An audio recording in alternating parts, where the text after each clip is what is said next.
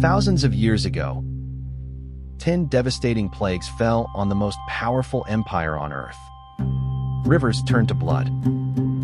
Darkness swallowed the land. Hail mixed with fire rained from the sky, and a stubborn king refused to bend until it was too late. Most people know that story, but here is what most people have never been told. The Apostle John of Patmos, the author of the book of Revelation, was reading that same story and saw something hidden within it. He saw a pattern, a blueprint, a template God had written into history that would one day be used again. The next time, it would not be limited to the Nile Delta. The next time, it would encompass the entire world. The question we are asking today is this: were the 10 plagues of Egypt a preview of the end of history? When you open Revelation chapter 15, something remarkable happens before a single bowl is poured out. Apostle John sees a crowd of victorious people standing beside a sea of glass mixed with fire, and they are singing a song. The text calls it the Song of Moses and the Lamb. That is not an accident. That is a signal. The original Song of Moses was the victory hymn Israel sang on the far shore of the Red Sea after the waves swallowed Pharaoh's army. By placing that same song at the threshold of the 7 bowl judgments, John is telling his readers exactly what they are about to witness: another Exodus. A final Exodus, a cosmic one. Theologian G.K. Beale, whose landmark commentary on Revelation has shaped a generation of scholars, argues that this Exodus typology is not a decorative flourish. It is the structural backbone of the entire book. The plagues of Egypt were the pattern. The bowls of wrath are the fulfillment. So how closely do the 7 bowls of Revelation 16 actually mirror the 10 plagues of Exodus? The answer is more precise than most readers realize. The first bowl produces painful sores on those who bear the mark of the beast. Turn back to Exodus chapter 9, and you find the 6th plague, festering boils breaking out on humans and animals across Egypt. The Greek word Apostle John uses, helkos, is the same word used in the Greek translation of the Old Testament for those Egyptian boils. This is not a coincidence. It is a deliberate fingerprint. The 2nd and 3rd bowls turn the sea and the rivers to blood. That echoes the very first plague, when the Nile, Egypt's life source, turned red. But notice the escalation. In Egypt, 1 river was struck. In Revelation, every ocean and every freshwater spring on earth is affected. The 5th bowl plunges the kingdom of the beast into thick, suffocating darkness, a direct echo of the 9th plague. 3 days of darkness so dense that Exodus says it could be felt. Back then, darkness fell on Egypt alone while Israel had light in Goshen. In Revelation, the darkness falls on the kingdom of the beast and its throne. The 6th bowl dries up the great Euphrates River to prepare the way for the kings of the east, an echo of the parting of the Red Sea, when God dried a path through the waters. And the demonic spirits that emerge in that same bowl are described as frogs.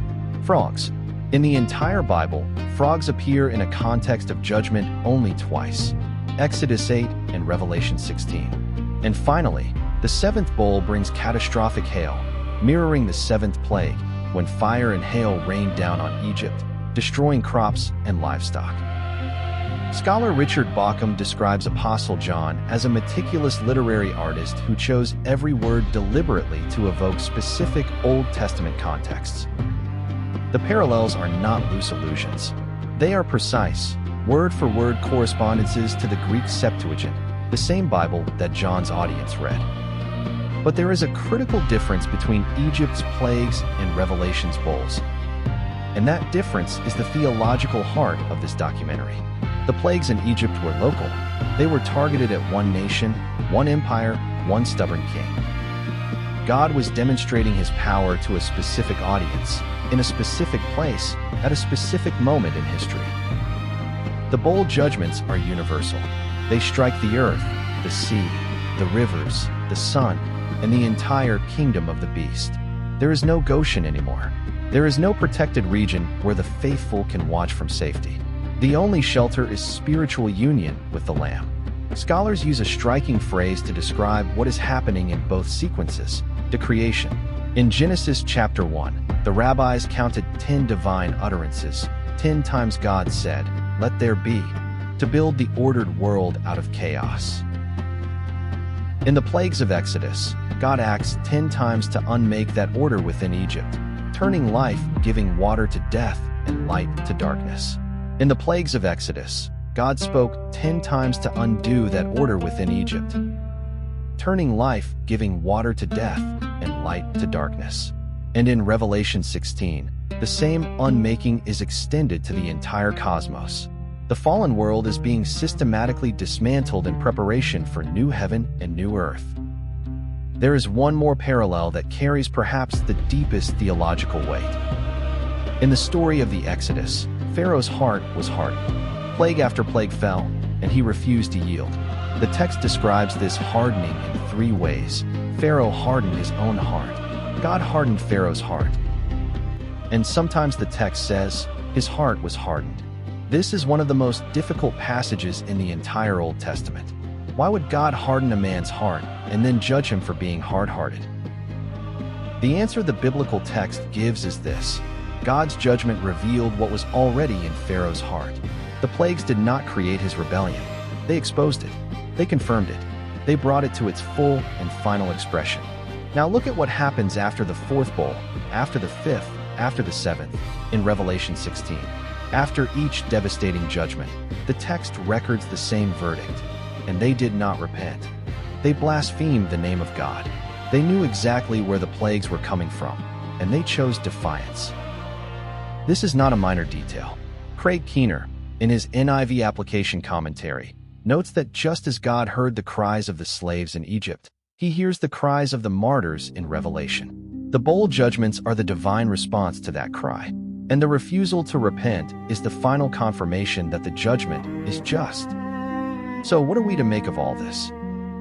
The 10 plagues of Egypt were not simply a historical event. They were a prophecy written in real time, a template for how history would end.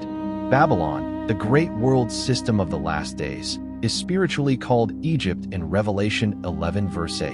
The beast is the new Pharaoh, and the people of God are once again slaves waiting for their liberator.